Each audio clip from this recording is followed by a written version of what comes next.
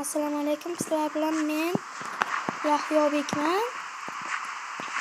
Nimaga bitmadi holat degan qishloq? To'xta. Nima oldu bu yerda? Nima oldu bu yerda? Bu yerda zombi apokalipsis bo'ldi. Wake up! Abi, shunday holat ekanlar. Xo'p, qishloqqa.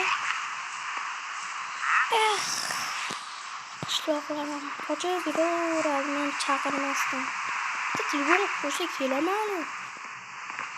Kim qildi kelamani? Qishloqqa yarim kim qildi buni? Buni bitta o'yinchi bilan mashaq bitta tomonini uyam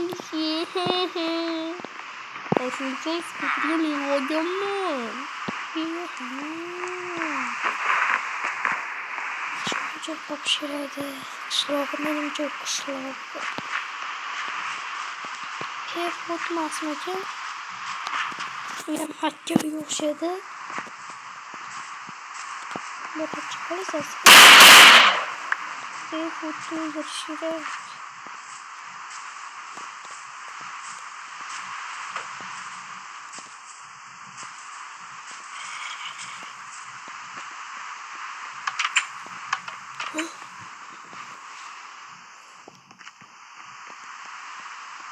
Dayak fotoğrafı.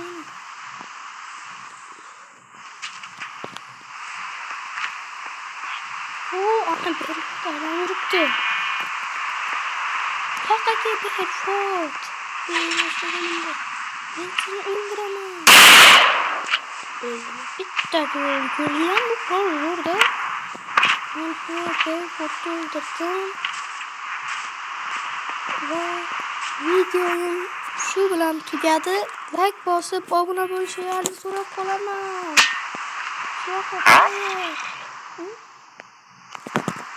Savdolashmayver. Buni har yeri. Bitta video tugadi. Like bosib obuna qo'yinglar. Va